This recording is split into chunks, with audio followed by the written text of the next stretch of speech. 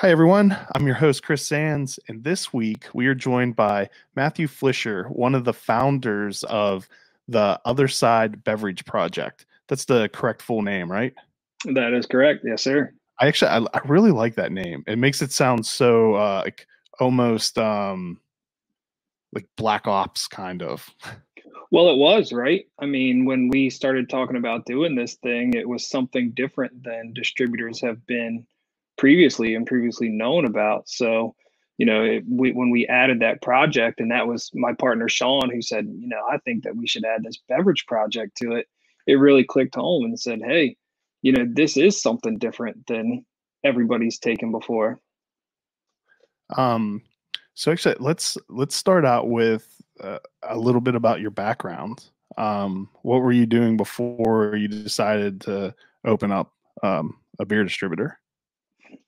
Well, I guess that kind of takes it a little far back, but I got out of college and 21 years old, and Oh, that's right, because you came from a beer distributor I previously, right? did. Yep. Yeah. So sent out my resume like every other college grad, had no idea what I wanted to do, and the first person to reply back was Legends and said they wanted to bring me in for an interview. I asked what they did. They said sell beer when I was 21, getting out of college. I was like, hey, that sounds cool. So hired on the spot and started with Legends and worked with them for 10 years. So this is really the only thing I've ever known. And I tried some other things. I tried to do some exporting and importing, and it never really panned out. And, was, like I said, the only thing I ever knew was distribution and local distribution. And as all these breweries and all these other alcohol related businesses start, right? It was drunk on a curb outside of Reynolds Tavern in Annapolis that Sean and I started kicking around the idea of, hey, what if could we start a distributor? Is this a reality? Like, is it possible? And here we lie now. I can't remember how many are there, two or there three founders? There's three of us. Okay. So it's Sean, who worked for Legends for a long time and then went and worked with RAR and was the director of sales at RAR.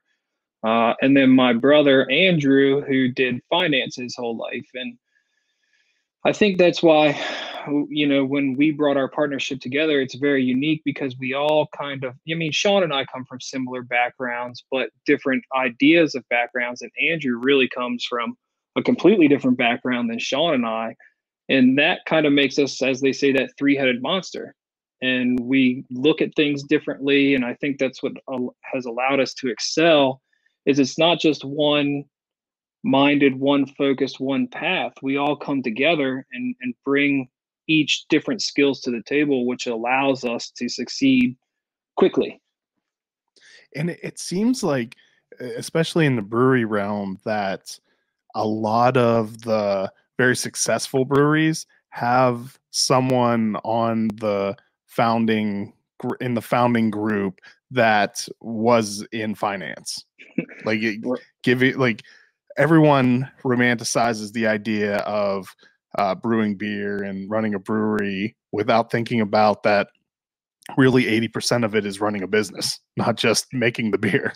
Yeah, exactly. And with Sean and I, we are always on the same page mentally as and about our ideas and everything. And sometimes we got to be reeled back and say, hey, that's not a smart business move, but we're the dreamers. And I say to people all the time, if it was up to me, I would have been out there driving a Porsche and we would have had brand new trucks and everything like that the first year, but that's not realistic. So we needed somebody to ground us. And that's where Andrew comes in. Trust me, Yeah. he reels everybody in all the time, but you need that or you'll just spend yourself into massive debt. And that's one of the reasons that we went into Delaware to begin with as well. And Sean lives in Delaware and knew the Delaware market very well and said, hey, there's nobody like this in Delaware. It's just the big distributors. And we have brands that we can get and go there and start small and not have to take these massive loans. And we can do one truck and one driver and one, warehouse and all that. And then the plan was to go into Maryland within the first year or two. And we did it in 6 months. So it kind of went a little quicker than we had imagined, but here we are. So when did you're really new, right?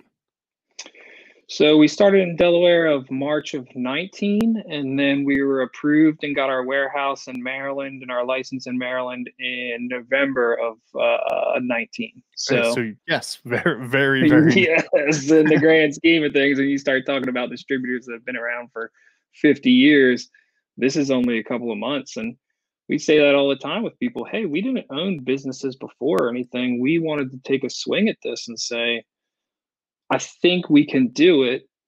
Let's take a chance. And, not a lot of people take a chance on doing something like that. So did the idea came from you and Sean, and then you recruited your brother? Well, how many of these ideas get kicked around on a daily basis, right? Yeah. So we've said all kinds of things all the time. And we knew we always wanted to start businesses, but we were never, and that's where it goes back to the importing and exporting. You kind of try these things and you're like, I don't really know that much about this. And it all came back to, what do we know? What can we be for certain if we take a risk and start a business that we have knowledge about? And that's where I said, you're drunk on a curb and you start going, I think we can do this. And I with know about beer. Andrew, yeah, and with Andrew, we needed somebody like that, and he would have excelled in his career with Morgan Stanley and all these private equity firms as well. Well, we kind of said, hey, Sean, you and I got this idea of beer, but we need somebody to again reel us in. Yeah. And so that's where Andrew came in. He was always an idea and a part of it, but he came from a totally different background. So none of us had the idea to start a distributor. It just kind of all came together at once. Okay. So obviously you're bringing experience in distribution, so you understand that. Sean had how long was he working at Legends before he went to RAR? He started a year after me, and then became an area sales manager, and then RAR recruited him, and we always clicked very well and worked very well together, and always said, hey, we want to continue to work together. When he went to RAR, it was kind of, man, we really want to work together again. How do we do this? So then it became very unique with his position as well, because he knows so much about the brewery inner workings.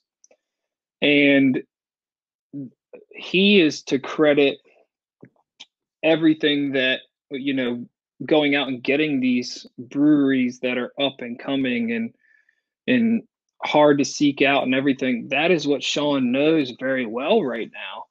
And, he's to credit for all of these breweries that we're getting.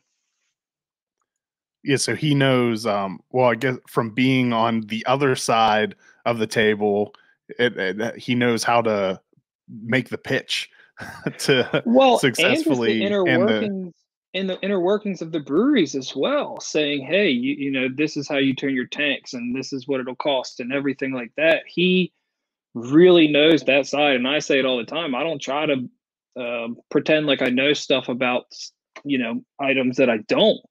And he really brings that to the table when talking to these breweries. He knows how they work. Well, that makes sense. Like having that knowledge of where the brewery's coming from, how their operations work, helps you position the value add to them even more. Sure. That makes sense. I'm assuming Sean, having been like the type of brewery that RAR is, he probably made a lot of great connections with the type of breweries that you've been going after to. And we took that from the people that were approaching RAR as well. And that's what we were talking about when he was still there, is that there's this great opportunity out there where, somebody in a different state may not know and hear about how great this brewery is because they don't get outside of that state. Well, why don't they get outside of that state? Maybe they just don't get approached. And that's when we started taking that opportunity and saying, hey, you guys are trying to grow and you may be taking on that extra capacity. Well, we can move it and we take care of it and we care about the beer. And I think that's, something that Legends really taught me and Sean as well, is that we wanted to, and that's a big thing behind our name. We wanted to be these partners that were great on every side, with the consumer, with the retailer, with the brewery.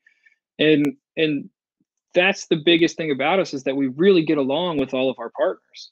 And that makes it the best business relationship that you can have, right? Everybody's excited, everybody's having fun, everybody's trying to grow.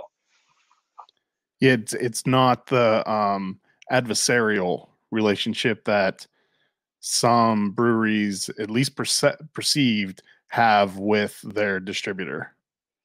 Sure. And you know, sometimes that happens over time with whoever you may be, whether you're friends with everybody in small or big and push people around.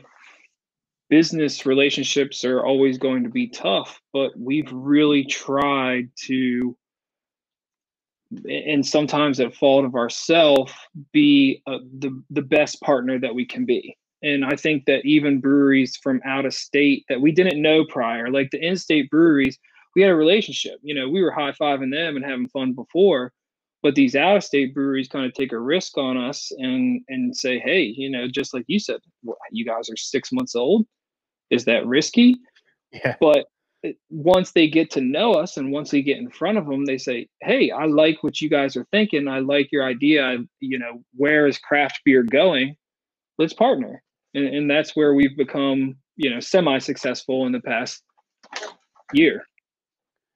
Let's take a real quick sponsor break, and then I want to roll back time a little bit and talk more about actually, I mean, talk about 6 months ago.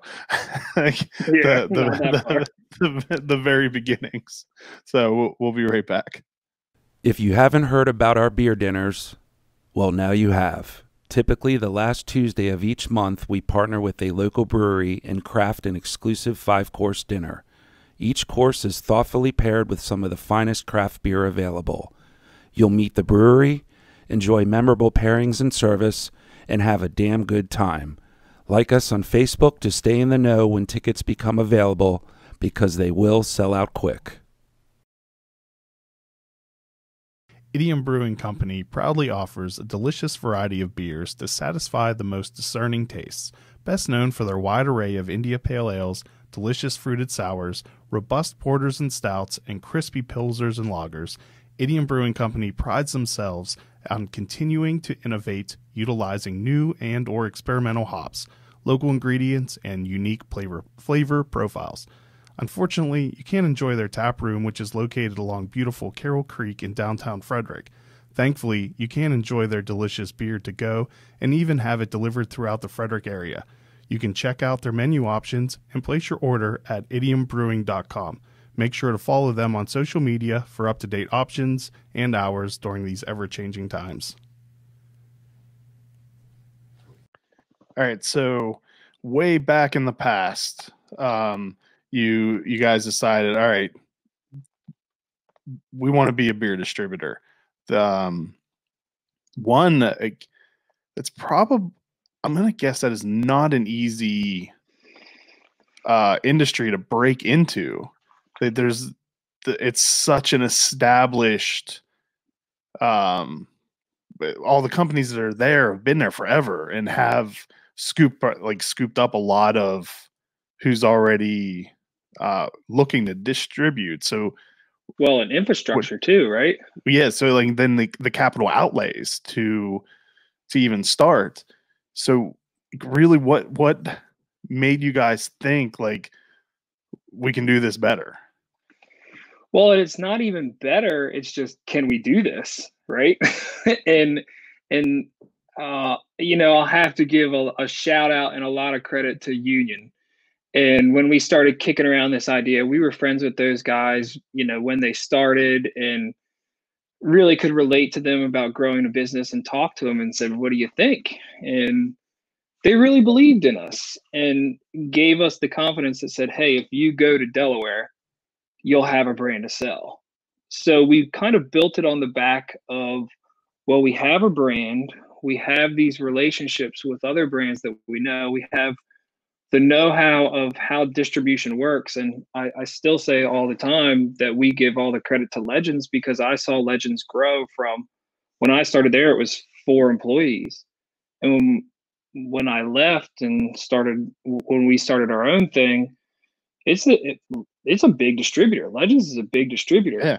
And a good one. It's the best. I mean, really the best out there. I mean, they're well, prior to you, Legend is the only distributor that's been willing to talk to me. And I've never heard, I mean, there's other ones that this is true to also, but I've never heard any brewery owner complain or say something negative about Legends. So it definitely was, that was the best training you possibly could have had. Exactly. And they and people like you know, Aaron Tyler and Tershman and all these people really laid the groundwork for us and taught us where we would be successful. And we saw that with them. And why is Legend successful? Because they're getting, you know, the best brands and the sought after brands, but they're really good people. And that means a lot in business now. And I mean, it always did, but with these breweries, there's a lot of good beer out there, but the relationship means a lot more than strictly the dollars in the business. And that's what Legends taught us. And we really, you know, I've mentioned multiple times, that's really where we try to carry ourselves and say, we want to build this business on our relationships, and not only with just the breweries and the suppliers, but the consumers even, which, you know, a lot of distributors don't pay attention to the end consumer, and the buyers. And somebody really smart always said to me too, hey, today's bartender is tomorrow's manager. So you make friends with everybody. When you're in a bar and you're sitting down and you're having drinks, tip your bartenders well. You know, hang out with them, talk to them, and before you talk to the buyer and the manager, because it's not always about the end sale. It's about the relationship. So was Union your very first brand that you guys carried? Yes. You know, when we launched, we obviously had a couple other brands to launch with, because you can't just do it with one brewery. But they were the first ones to say, all right, you know, we believe in you. Let's go. If you start a distributor, we'll sign on with you. Who else did you have at first? So let's see. We kind of took all the Maryland breweries to Delaware. So it was Union, Manor Hill, 3 Stars, Better Wine we did. Let's see. I think that's some of the only wine I like. Yeah, you know, we actually just did the spritzers, and that ended up doing very well for us in the beginning. Oliver was another one of the first people to say, hey, again, we believe in you. We've Jason, who you've done plenty of airtime with. Yeah, he's a good guy. He said, hey, you guys are going to Delaware, let's go. So, you know, with those couple of relationships and brands that we had, we were able to get off the ground and running. Let's take a side road real quick. What is the original pickle shot? So I mean, everybody knows Pickles, right? Yeah. Down in Ocean City. Those guys, you know, have been doing those pickle shots forever and decided the same kind of thing as us, right? Let's do this thing. And we actually weren't going to pick up a liquor license. It's expensive to pick up a liquor. We pay as much for a liquor license as the big guys do for a liquor license in Delaware. So for us, we really had to believe. And Sean had that relationship from, you know, being on the Eastern Shore his entire career. And, you know, he said, I think we can do this. I was like, all right, well, again, let's go, because we don't really have another option, right? So, I mean, now you see it all over the place, and that's a brand that's taken off too. And we kind of evolved into that, where we were beer guys, and kind of with the wine license and the liquor license, found some people that we'd really like to partner with and said, hey, maybe we'll go outside the box here. So I'm just looking through on your website, the brands you have. was the main one. I wasn't quite sure what it was. Yeah. You know, we have an eclectic group of brands, and we add more all the time. And even stuff like Pariah were some Maryland boys that decided to move out to California and start a brewery. And you see now the press that they're getting over here. They say all the time, man, you know, you guys are selling more beer in Maryland than we are in California, and you guys are we're a California brewery. What's up? So yeah. So when you started, you said one warehouse, one truck. Is that how you kicked it off? Yeah, and it's funny. I tell this story often, and we actually just bought another truck today. You know, we didn't know a whole lot about this stuff, and we knew that refrigeration was key, right? And we knew that from Legends, running these reefer trucks, having a refrigerated warehouse, and that was one of the key parts of starting in Delaware. And we hang our hats on that. We tell breweries that. We tell our customers that we take care of the beer from start to finish. And we went up to buy one of these trucks, and we bought it. And it's this commercial vehicle, and we had to all go get these physicals for our DOT license to be able to drive these trucks. And I buy it, and we get into it and go to drive away, and I can't get it in drive. And there is a reverse, a neutral, and no drive. And I'm thinking to myself, how does this thing go? I had to walk back into the place and ask him how to get it in drive, and it was the air brakes. So we didn't turn the air brakes off. And that's something that we tell the people all the time, that we didn't know everything about this business before we started it. But if you're willing to just take that risk and learn. And then we rolled out of that parking lot, and I was so happy to grab that cord on the side and hear that air horn as it felt like the trucker driving down the road for the first time. And, you know, those are the kind of things that we just take that risk. And in order to do something, you got to take a risk every once in a while. And maybe it won't pan out, but it has so far.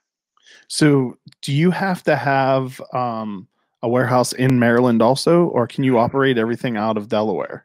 We do. And Okay. it was funny because we actually have to have 2 different federal licenses. And when we always knew that we wanted to launch in Maryland, but when we went to do it, they said, well, you have to have a second federal license for Maryland. And we're like, wait, why? It's a federal license. It should work for all 50 states, right? It's usually what federal means. That's what federal means. I guess except for when there's more money to be made from you. Yeah, so we applied for a second federal license, and then applied for our license in Maryland. And in order to do that, you have to have a second warehouse. So Sean knew some folks in Salisbury that had some extra warehouse space and willing to let us lease it from them. So we got a second warehouse in Salisbury. So, you know, we're currently in the market for a warehouse on the Western Shore too. So it'll be our 3rd warehouse within 18 months. Wow. Do you service all of Maryland? We do, which people thought was kind of crazy as well. You know, going from Salisbury to Hagerstown, it's a haul. Yeah, that is crazy. But something that we thought was, you know, we saw other brands roll out and stuff with Legends, and they would say, well, we'll go to the Eastern Shore later. And the big players on the Eastern Shore said, well, we're not good enough for you in the beginning, but when you need us, we are.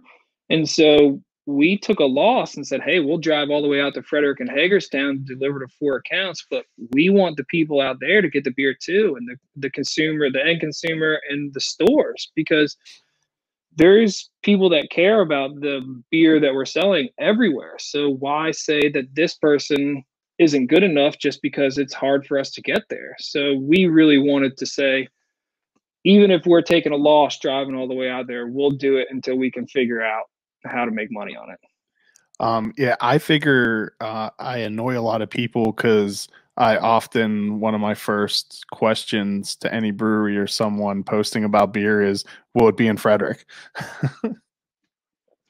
Yeah, well, I think that's something that's attractive about us as well, as we can cover multiple states and all of Maryland. And when a brewery looks at us and you say something like, "Can you get to Frederick?" Well, some of these distributors, they only do certain counties, right? And so you have to have multiple distributors to get your beer over the whole state, and that's where Legends really thrived. They said, "No, we cover Maryland and DC." So that was attractive to breweries. And so right from the start, we said, hey, even if it costs us money, we gotta go. So actually, let's take a one more quick sponsor break, and then want to get into your philosophy of like what kind of how do you decide what breweries you're going to go after? Okay, sounds good. The Uncapped Podcast is brought to you by District East. A lot of Friday and Saturday afternoons, you'll find me at District East for their weekly beer tastings. District East is part of the local beer community, and they get limited releases and exclusive beers that are hard to find anyplace else. This is why I chose District East for the release of my collaboration beers. One of my favorite things to do at District East is building a custom six-pack. With over 900 beers on their shelves and new beers every week, District East is a great place to find beers I love and to discover new and hard-to-find ones. They also have 8 beers on tap for Crowler and Growler fills, and they have kegs to go.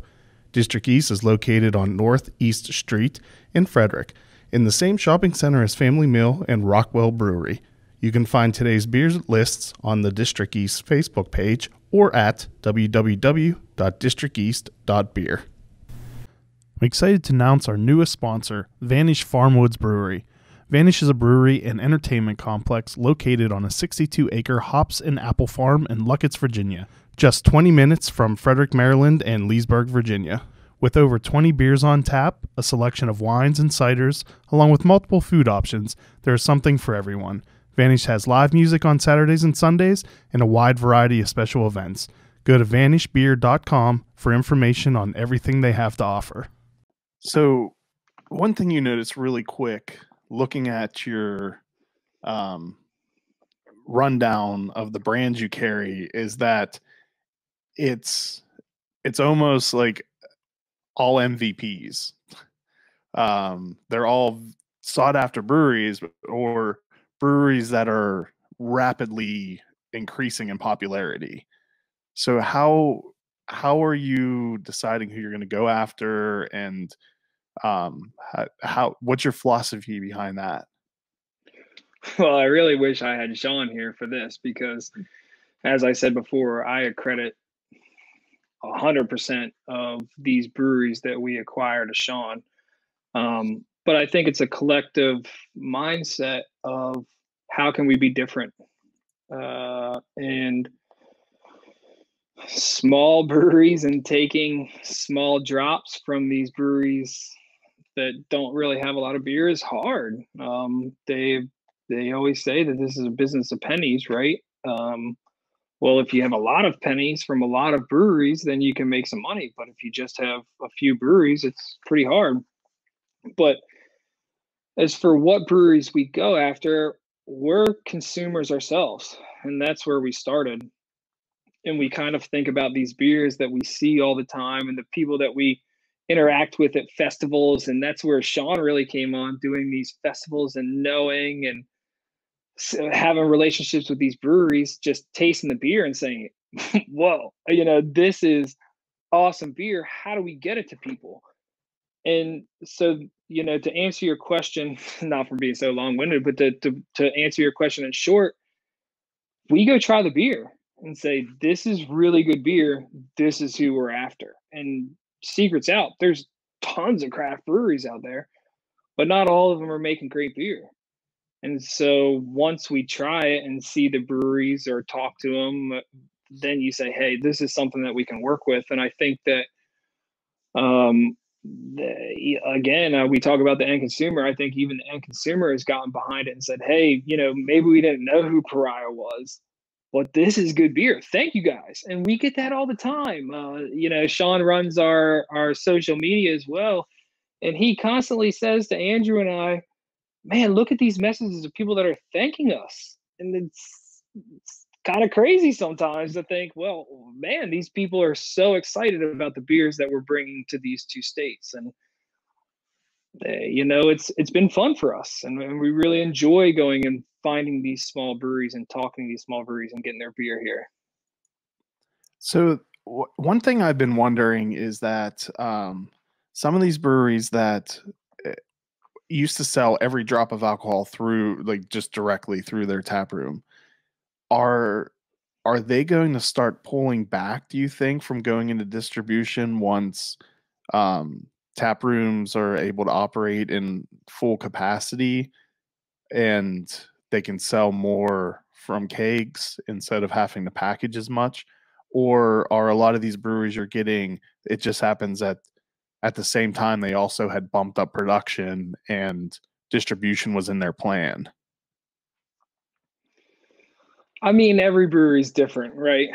And especially these people that started these breweries, I think every single one has a different personality and mindset and vision of what they wanted to do. So that's kind of a hard answer or a question to answer over a broad spectrum. But I will say that, this is another thing that it was funny with Sean and I, is he loves bars and he loves the on premise and the kegs. And I loved off premise and these package stores because you can, feature all of these breweries instead of just 10 or 20, however many draft lines they have. But I think through the whole pandemic, these breweries have seen that getting their beer out there in small quantities and it moving fast, because they care a lot, they don't want anything sitting on the shelf, right? Yeah. And that's where we have excelled, is instead of giving it all to one person, we spread it out a little bit and it moves quickly, and we really monitor that. I think these breweries have jumped on that back in that bandwagon and said, hey, you know what, maybe getting some of this to everybody all around really helps our brand. And right now, who's to say, and who knows what happens when there's can releases and lines and everything else again. But right now there's just not. And I even think the breweries are taking apart and saying, we really don't want all of these people, crowding together and everything else, because it's a problem. And, you're seeing that with the restaurants now too, that they open back up, now they're shutting back down.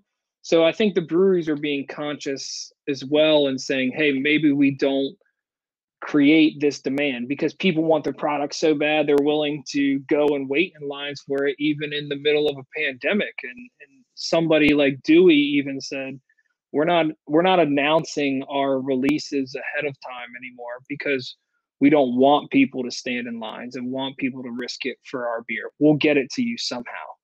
If we got to send it far out as Frederick in Baltimore and whatever in Kansas, we'll do that to get our beer to the people who love it without having to risk their health.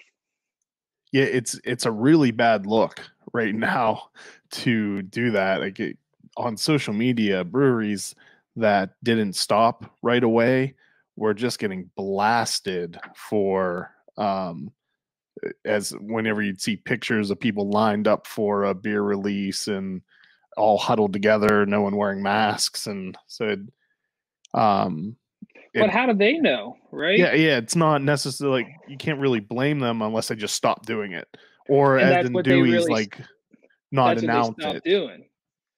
Yeah, and I think you're seeing that with the breweries now, that they're being really conscious of what impact they have as well, and we see that as an avenue for us to help, get it to people that are doing deliveries and these stores and stuff like that. And Brendan at True Respite with Beer Me, and how many things can you do to help during this? And it's funny, alcohol, hey, it helped during all of this, whether you like to say it or not. But it was essential. It was. And that was, being a new business, something we were very concerned about, and saying, what's going to happen with us, just like everybody else. And we were deemed essential. And we really took extra precautions with all of our employees, and delivering, and our sales reps and stuff like that. It's not, even though you were deemed essential, you knew that you had to take the proper precautions. And in the warehouse, we even took videos of us when we were picking, as everybody's in masks and gloves, and we knew that the end consumer again was touching all of this stuff that we did, so we had to be safe as well, and take people's temperatures and wear gloves and masks and say to somebody, hey, if you don't feel well, stay home. But fortunately enough for us, we never really ran into that, and I think that's because we were so precautious as well. So what was it now? 3 years ago, the legal climate and the battles in Annapolis kind of in the public, definitely, and I think even to some newer breweries, put the taste for distributors a real bad taste in their mouth. People were anti-distributor because it maybe some of the messaging I think may have went too far, blaming the fights with the General Assembly. How have you overcome that? Because even like looking at your list, I wouldn't say like they were anti-distributor, but some of the people on your list were very apprehensive about signing on with a distributor a couple years ago. I think that goes back to the relationships, and as we were saying to start, and a lot of times we say that to people, do you trust me? And it's not, there's a lot of great distributors in Maryland, but let's say in Texas or something, there's these big time distributors that are bullies because they've been around forever. And I think that's where the bad name came from. But these small breweries, they were just kind of asking for their rights. Right? Yeah. Like, they were saying, well, if business sucks, how do we get away from this? And you can see it from both sides, and being on so much of this came from our name, right? Being the other side, and the other side of this business, and the other side of the bridges, and everything else. It all just kept coming back to the name Otherside. And answering your question, that's kind of how we felt with these breweries and these contracts, saying, hey, we understand where you're coming from, because we wouldn't want our brand as well to be locked up forever. So it's hard to take one side or the other, but I can see where the breweries are coming from, and I can see where the distributors are coming from, and we just tried to land right in the middle. And I think these breweries that were very anti-distributor could say, hey, we can relate to you guys. You're new, you're young, you're trying to grow, so let's take a chance. Did coming from Legends and the reputation that Legends holds in the market help a lot too? Oh, no doubt. We use that as leverage all the time.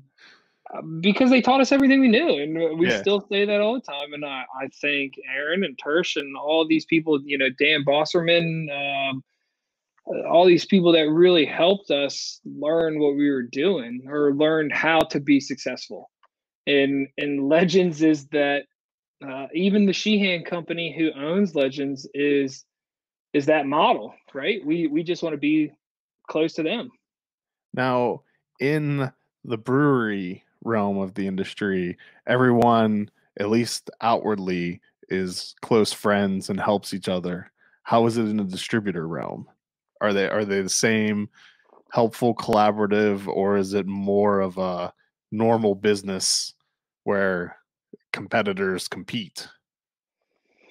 Well, let's be honest. All salespeople are competitive, right? Yeah. That's what makes salespeople salespeople. So everybody's competitive. Even these breweries that say they're not, they are. We're all competitive. But with the distributors, I think it's just kind of a respect given. And we really did that with, Legends too. We still are very close with all of the people there, from operations and drivers and sales to sales reps and GMs and sales managers. We are still best friends. Those were our best friends. So I think that there's room for everybody. And I knew, being the new guy on this street, we were probably going to get some awkward looks, or just some apprehension, or whatever you want to say, because there's going to be, the pie isn't getting any bigger.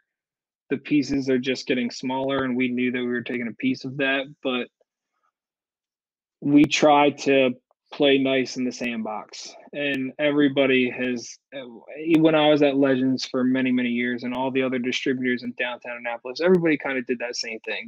They play nice. Even though everybody's competitive, you don't want to throw sand in the other person's face. I never asked you, what are you drinking? Of all the amazing beer that you have access to, what did you choose to go with? First, let's see. Sean brought me the Dewy Raspberry Peach Marshmallow, and I just cracked Astro Lab Fresh As, and I got a Week Away and a Trite on deck too. Nice. 2 years in a row, it was either like the day we were brewing it, or the day we were canning it, or sometime in the process of making Beach Drink, Dewey would post a Instagram photo of making the exact same beer. Like last year when Beach Drink was a strawberry lemonade beer, I think it was while we were brewing it, I was scrolling through Instagram and there was a photo of them releasing the strawberry lemonade sour ale. And then this year, I think it was when we were doing the testing to see how much lemon juice to add. I'm scrolling through, and Dewey was releasing the raspberry lemonade sour. Great minds think alike. So, right? so I told Brendan that True Respite has a mole. And don't do that. You don't want to get anybody fired. Yeah. Now, both are great breweries for us, though. Really, even coming into Maryland, we gave some shout out to Union for going into Delaware with us. True Respite coming into Maryland was big for us, as well as Dewey. Both of those guys said, hey, we never thought that we would go to distribution, but we like the idea of what you guys are doing. And so, there's a few breweries that we started on, and, some of those names are instrumental in what we've been able to do, because they have their brands, right? Without them, we're nothing. So if we don't have their beer to sell, and their beer doesn't sell in retail, then we don't exist. So we say all the time that we hang our hat on what they're doing. Yeah, because you're carrying True Respite everywhere but Montgomery and Frederick counties, right? Yeah, currently, starting, we kind of pieced it off and said, hey, when we build with us, and let's take these territories piece by piece by piece as we hire people in those territories. Okay. And in the beginning, actually still not even in the beginning, Andrew was picking, and it still is, we do everything. We drove the trucks, we delivered. And that was funny. In Delaware, people would say, hey, you were here on Monday and you took my order, then you're here on Wednesday and you're delivering the beer. And I said, yeah, I'm delivering the beer. And I was up at 3 o'clock in the morning picking your beer for this order. So Sean, Andrew, and I really just started with us three and did everything from whatever you want to look at it: accounting, managing, picking, driving, selling, whatever it may be. Us three did it all. And I think that builds a strong structure as well. But it's, we didn't just come right out of the bat and take a $5 million loan and just pay a secretary and pay people to pick the beer for the orders and drive. And I think that benefits us now, because even our drivers, they'll go to a place and they'll say, hey, man, it was hard taking the kegs all the way up those stairs. We're like, yeah, I know. I did it last month 6 times. So And that helps them too. Say that Yeah. these guys, when they show up in the morning and they see us three picking all the beer and loading the trucks and everything else, they go, we can get behind this and we believe. You're And not asking them to do anything that you haven't already done and aren't still doing. still doing. Yeah, this isn't glorious, man. We are still doing the shittiest jobs that you can put on the totem pole, but they all mean something. So I stopped by Idiom. That's not going to focus. Oh, because my face is there. There. There you go. And today, actually, I think they're releasing it tomorrow. It was just canning it today. Phrase number 9. I recommend getting some of this. This beer is amazing. It's so good. He said he thought it was the best version in the Phrase series, and I'm definitely gonna back him up on that opinion because it is super good. Mike's doing great things, man, and those are the kind of people that we always stop by and talk to, and recognize what people are doing, and he's definitely one of them. So do you have any new brands coming online that you can talk about, or is nothing firm enough to be able to announce? No, we have a couple here and there, and I mean, you're going to see with us all the time that we're always bringing something new. That's where we have the room to grow. We have very few brands, so it's easy for us to take on another brand, and that's the problem with, we started seeing so many breweries open, but not that many distributors opening. And how many brands can one distributor actually sell? And we're very cautious of that, because if you're a brand gatherer, then it doesn't mean a whole lot. And we really try to think of ourselves as these guys that seek out these, as you said, these higher tier brands and bring them to the end consumer without having to drive to California to get it or get it shipped through the mail, where USPS is just going to be hot roasting the whole time. I mean, we pay through the nose to get it cold shipped from California to Maryland or California to Delaware. And I think that's where, you see the end consumer be very excited about what we're doing. So for new brands, we got a couple of up and coming guys. We actually just launched Astro Lab. I just poured that fresh as, like I was talking about. We're bringing they're making some really good beer. They are. And that's funny. It's one of the questions that they asked when we were talking to her, like, why us? And that was a simple answer: because you're making good beer. And for these small breweries that didn't really expect to go into distribution, when a distributor comes to them, they say that, like, why? Are you money hungry? It's like, no, you guys are just making really good beer, and we want to get it to the people that we know want it. So who else you got coming up? We just launched one in Delaware. Actually, the first beer is going out tomorrow. Sun Lab. They're from Miami. We're pretty excited about them. So how does that happen? How do you end up with a Miami brewery? Well, honestly, that one was Will from Equilibrium. Okay. Everybody knows Will, right? and he has been instrumental from the part. Equilibrium's been very good for us, and that's where we started kind of the can drops and everything else. And Will believed in us too, and he's kind of put us in touch with one or two breweries that we've been excited about. And Sun Lab, you just have those conversations, and next thing you know, you're dropping beer in Delaware, and then as soon as we get the approval process in Maryland, it'll be in Maryland too. But it's funny that you kind of, when you launch a brand in one place and you're talking about another, the approval process in Delaware usually takes 5 or 10 days. The approval process in Maryland could take up to 3 months. Jeez. So you'll see some breweries launch in Delaware, and in Maryland it'll take a little longer. But there's with us, there's always going to be some new breweries on the horizon. And just like breweries, we like to keep it close to the chest and like to excite people because and that's something with craft beer as well, is all these people have, it's like a collector of gadgets or something else. Craft beer consumers are excited about new exciting stuff. It is really hard as a consumer to fight that urge, like to just go at, like, yeah, I end up, even things I know I'm not going to like, it'll have a pretty label, and so I want to get it. Well, that's kind of become the club, right? Yeah, it's like car collectors.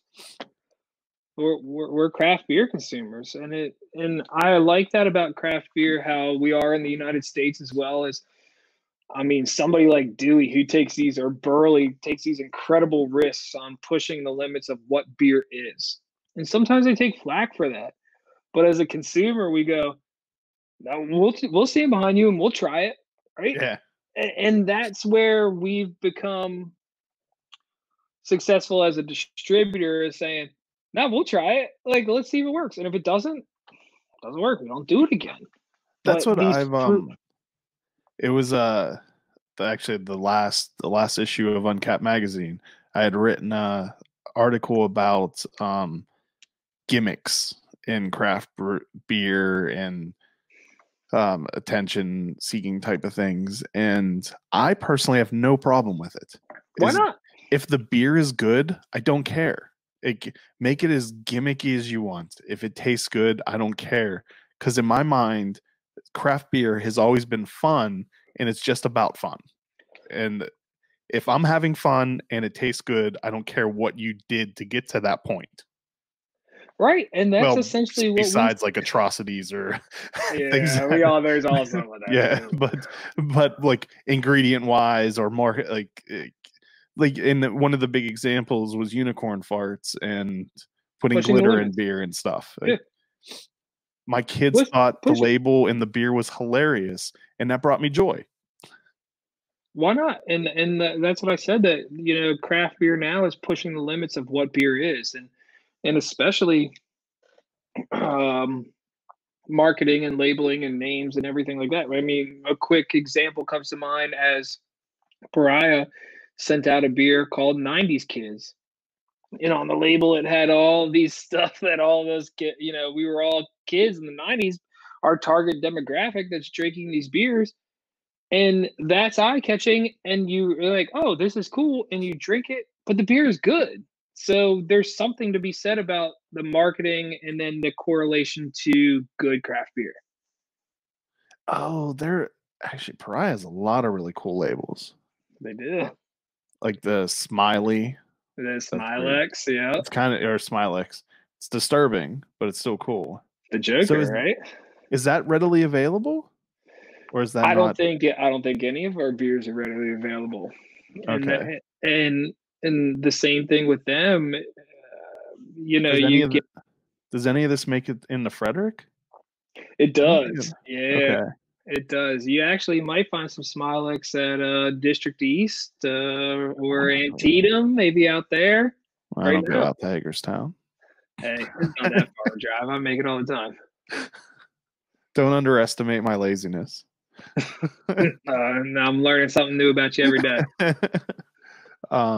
Actually, no, I think I have. Oh, Give Me Some Mo is a cool label too. See what I mean? Like, these guys are making very good beer. And see, now I'm being an idiot craft beer consumer, and I want to go get these purely based on the labels. But is that considered an idiot, or is that just saying? My wife might argue that it. Well, that's probably not the only thing she calls you an idiot for. Well, but that's a long list, right? But that's what I was saying about something like guys or gals with cars or collecting anything else. This is what you're interested in, right? Yeah. And as long as somebody like a Pariah makes good beer, then you can say, oh, Smilex interests me. Like, you're seeing that label, and I know they make great IPAs, so I'm going to buy it. And so thankfully, I can also use the excuse like, honey, it's my job. Yeah, that's what I say all the time, too. So one of the things you had said before we started recording, where you mentioned that you had acquired a new truck, but it was really hard to purchase one. And I didn't realize that that was one of those things added to the long list of things you can't buy. So it's no, although I think you can get toilet paper easily now. But so the list of things that were at one time, maybe not so much anymore. Toilet paper, bikes. Can't buy a bike to save your life. Hand The sanitizer. hand sanitizer until every distillery started making it, and now apparently like half of them we're making hand sanitizer. It's going to kill us all. I keep saying there's apparently a lot of it wasn't made cleanly, and it has is it methanol? I don't know. It has something in it that like is dangerous for you. The third thing I've learned about you today. Yeah, so thankfully, all of the hand sanitizer I've been using, I got at McClintock, and I called him. I was like, "Hey, Braden, are you gonna kill me?" Or he's like, "No, I saw the news too. Yours is safe." And then apparently, so refrigerated trucks, and I hadn't thought about that. And what was you said, because so many so many things are being delivered now, Right. instead of people going to it. Yeah, there's a shortage of trucks. Deliveries. I mean, we all look at even Amazon and stuff for those big kind of companies. They were acquiring this stuff, and what brought that on is you talking about a cord that you wanted for your mic, and all of a sudden we were looking to grow our business, and it was harder than before, and there was a shortage of trucks. Shipping got more expensive when you do LTL freights. There's a lot of people shipping beer, shipping food, anything cold shipping got more expensive. And I mean, it was right from the bottom up. And so still now you're seeing businesses are growing and acquiring infrastructure, like we talked about, warehousing, trucks, even to go all the way down to hand trucks and pallet jacks. It's been harder to get. So COVID really didn't just touch the restaurants and everything else. It made business overall harder. And so not that it's gotten way out of hand expensive, but it's definitely been harder to find these refrigerated trucks. District East does have Smilex There in you stock. go. I figured Ken has been a long, not only customer, but this is what we found in this business. They've become longtime friends of ours, and Ken at District East, and the guys out at Antietam and Mara at Roasthouse, all of those people that were longtime friends of ours really, played a big part in bringing good craft beer out that way. And I think I told you, Ken encouraged me to get you to come on Uncapped because you have a good perspective of distribution, and like he said that you guys are doing it the right way from every angle, like, and I mean, that's awesome for the to breweries and for the retail.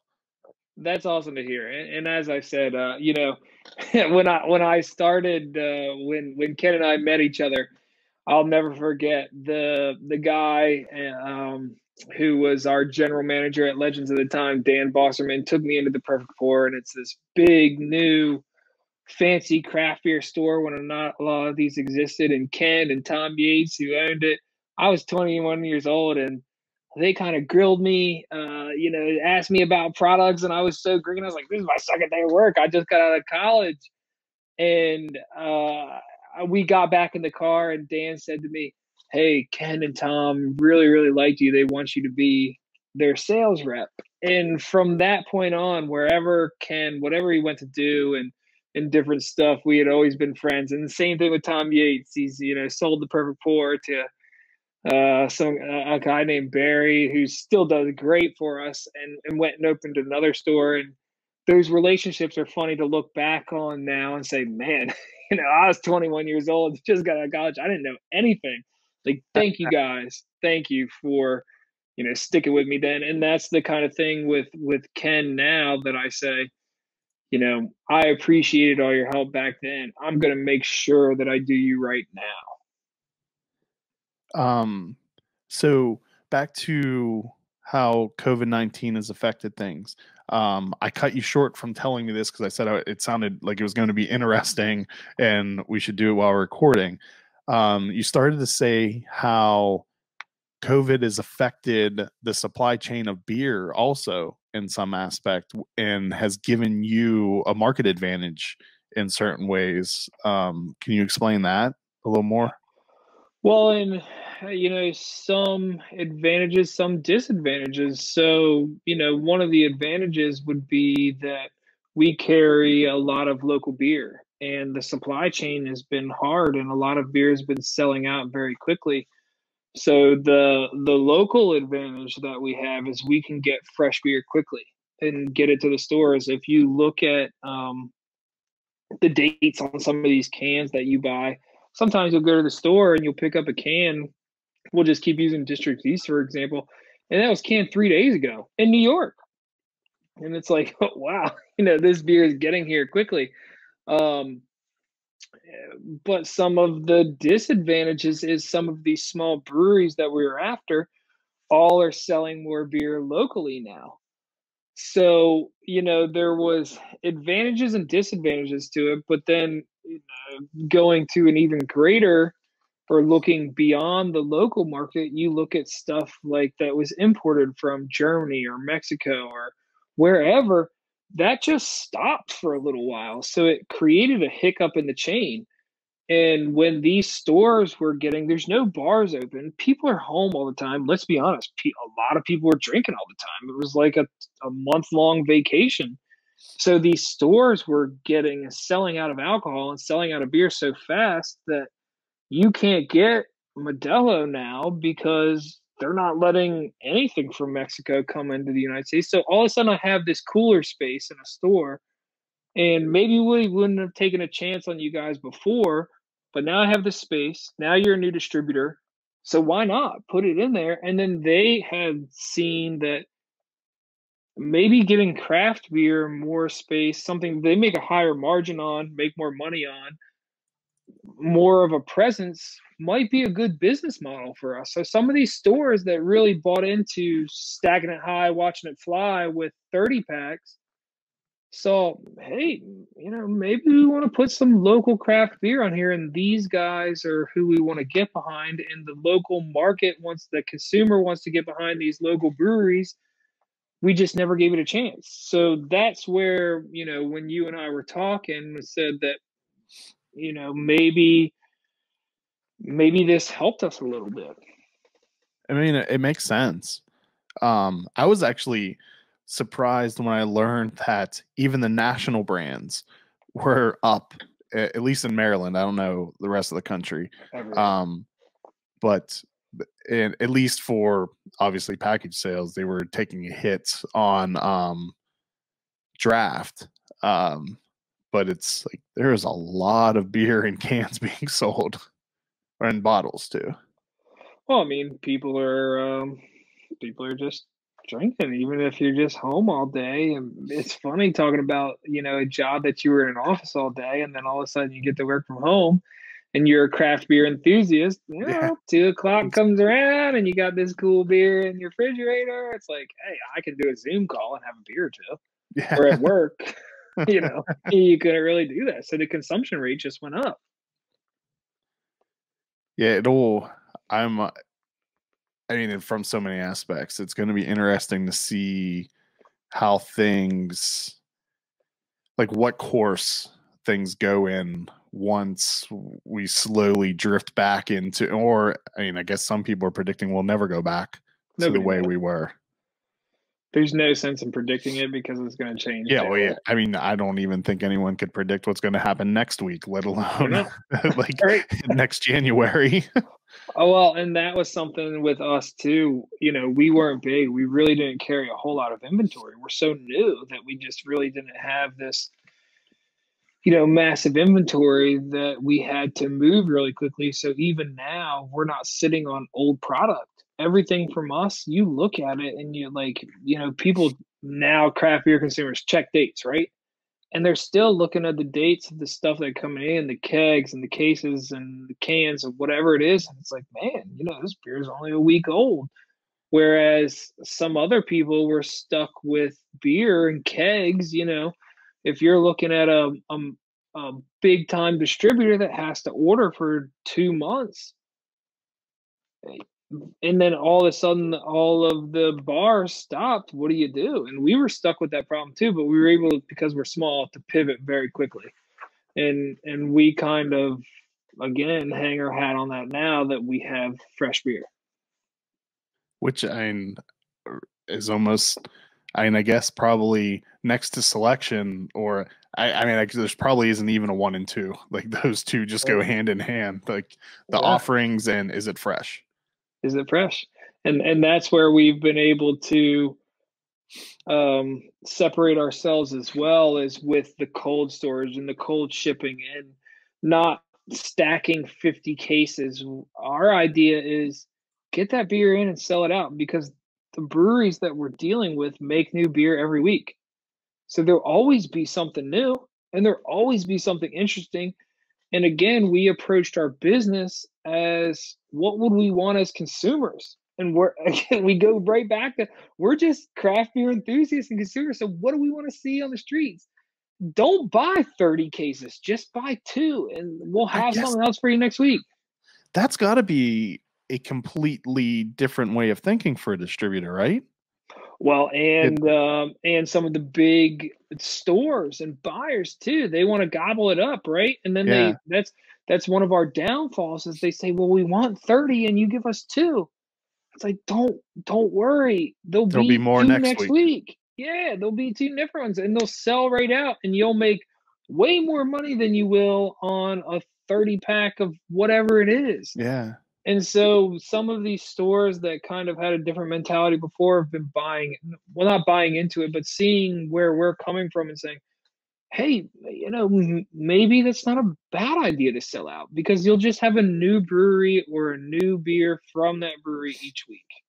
Yeah, I guess I'd never thought of it from the standpoint that for the longest time, everything was really done in volume, not like when it came from distribution and retail. Like it's been several years from breweries that, like small breweries, small batches, things change week to week, but that in distribution and retail, that getting in 30 cases of Flying Dog or like however many cases of Budweiser they get a week, that had to have been a hard switch to make, to going to the being happy about only getting 2 cases of something that someone wants really bad. And that's hard for us too. We catch flack from it from our customers is, well, we want more. Why can't you provide that? And it's like, because the breweries, the breweries that we're dealing with, they can't make that much. So, but that also is a reason that people want it, right? Yeah, gives that the FOMO of it. Yeah, and I mean, it's not that it's. We just don't really. Every craft beer consumer has seen the difference between, let's take IPAs for example. One that is fresh, and some are good within 2 days, some 2 weeks, get better or whatever. But then you drink one that's a year old at a bar that's had it forever, and you go, oh man, like this does not taste very good. This is not what I want to be drinking. Have you ever seen the I guess it's like a beer brand company, Permanent Hangover? No. So they sell like just different beer themed merch, kind of, and they have, one of the things they sell is a beer koozie that says your mom drinks old IPAs Yeah, I mean, everybody that's again, the consumer knows that, and that's why brewers put dates on their beer, because if a end consumer picks it up and they drink it and it's horrible, and then they look at the date and see that it's a year old, they go, "It's not our fault." Yeah. You know what I mean? Like, this beer was good when we brewed it, and it just may not taste as good a year later. And so going back to like the limited supply, and so you've mentioned you catch flack from the stores about only getting so much, but are consumers becoming more understanding about that, or still just always angry if they don't get something? I don't know. There's always going to be somebody that's upset. Because right? like one thing I always think about is Saints Row and I made a beer together called Super Hype Bros, where the artwork was Tony and I as Super Mario Brothers, and he made this glassware was made, and I mean, we never thought people would want glasses like with the two of us as Mario and Luigi. So we only had I think it was 70 of them made, and they sold out in a couple of minutes. And then people were pissed. Like the amount of angry messages that he received because they weren't able to get one was crazy. And so you're damned if you do, damned if you don't, right? Because if you buy 1,000 of them and then no one wants 70 people buy them, then you're stuck with all these glasses, and it looks like my cabinet where my wife goes, "If you bring home another glass, I am going to throw you out of the house." Yeah, I hear that a lot too. With the that beer, entire bookshelf back there is. I see. I see you. And that's also that bar right there underneath that is all glassware. And my office at work is filled with glassware. That's, I mean, the same thing. And you know, again, going back to, we're all consumers and we want to be happy and have fun with all this beer, but it's still a business. So we can't buy, and going back to the fresh dates, if we buy 500 cases of something and then only 200 sell, and then it takes us 3 months to sell the other 300, then you're putting old beer out there and people aren't excited about it, and it's not a good business move. So with us, it's the same thing. Damned if you do, damned if you don't. And if you buy too much, then you suck for having old beer. And if you buy too little, you suck because not everybody could get the beer. Yeah. So, I mean, it's a dance every time that you buy this beer. But what we do is conservatively go on the lighter side, so then there's not old beer out in the market. I feel like because the drops have become more regularly made, that maybe that eases it a little bit. Because, you know, if you missed out on it this week, most likely next week there's going to be another batch of it and you can try again. Yeah, with some breweries, like I said before, you know, every brewery is different. Now you look at Dewey, and they're just selling so much beer at the beach that there is just less beer to go out into distribution. So now that becomes highly valuable, whereas in the winter, nobody's going to the beach and they have beer, and it may be every week. So with all of these breweries, it doesn't matter which one it is, it changes weekly. I don't care if it's Dewey or Equilibrium or True Respite or whatever, it's always a different story. And that's where we try to kind of find a happy medium of eclectic breweries that we can get from all over the place to keep, again, the end consumer happy. So if there was one, like your unicorn brand that you would love to have, who is it? I mean, I'll answer that the same way that people always say, "What's your favorite beer?" And it's like, I don't know. What day is it? You wake up, and it's funny because you try these beers, and people will try it one time, then it'll come out 6 months later, and they'll say, "Well, it's not the same." Yeah, when they're definitely wrong. Well, maybe it was taken care of differently. Maybe no, they're wrong.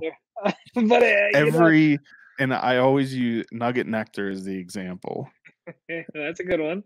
Nugget Nectar is exactly the same every year.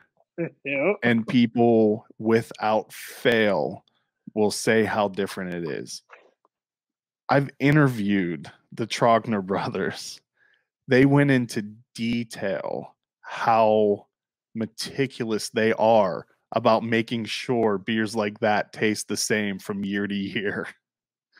And And so, yeah, and that's what's funny that you say that these breweries follow, like, they are a brewer, and I say to people all the time too.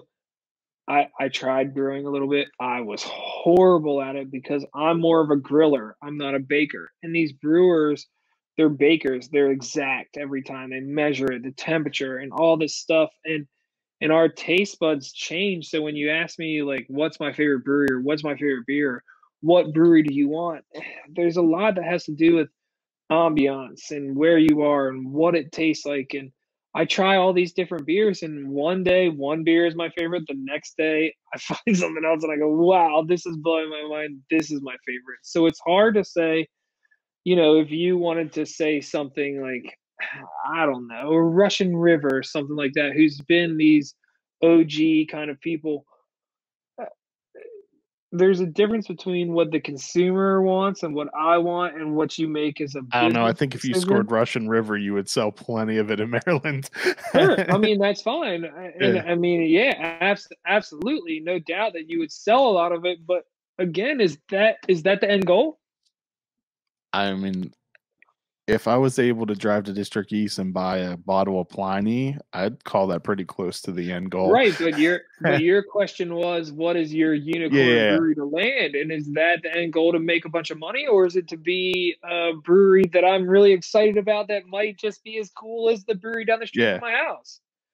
Yeah, So, like, some of the answer to the question is that you never, and that's what's exciting about craft beer. Yeah. You never know what the next day is going to, what rock's going to be unturned and say, so the whoa, answer is the brewery you're excited about that day.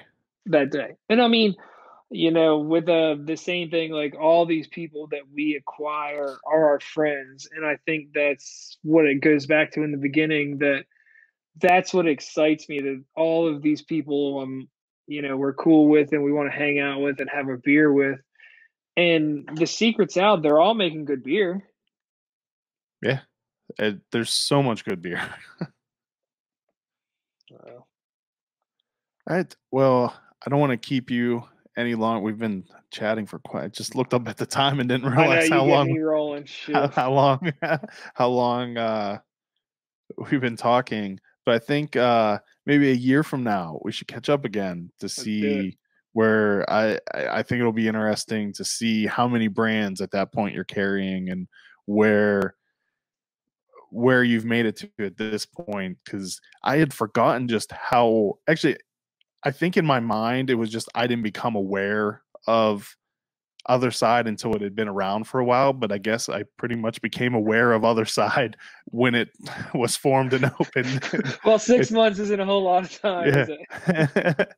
So I knew you were new, but I assumed that you had been around at least a little while longer, and it took me longer to like become aware of Otherside. But I feel better that I must be doing good enough job of keeping track of things.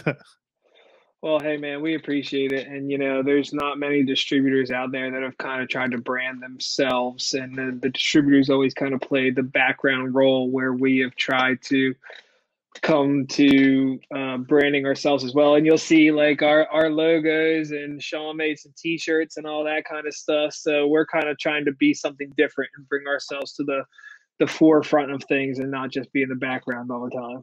I mean, it's smart. I mean, if being a brand in of yourself helps you be known to sell the brands that you're selling, it helps other brands. It Yeah. helps these unknown brands that may not have been discovered in Maryland before. But again, Pariah is a perfect example. We have helped them gain their notoriety in Maryland. So it'll be cool to see. I hope to do this again with you in a year and see what's come of it. All right. Well, once again, thank you so much for your time, and I want to thank everyone for watching and listening. Cheers. Thanks, guys. I'll chat at you soon. I click end. Uncapped is brought to you with support from McClintock Distilling, Maryland's first and only organic certified distillery. They are well known for their award-winning gin and are rapidly growing a name for themselves for their Matchstick Bourbon and Bootjack Rye Whiskey that have both won double gold at international spirits competitions. You can visit them in historic downtown Frederick along Carroll Creek for tours and tastings. Go to McClintockdistilling.com for more information.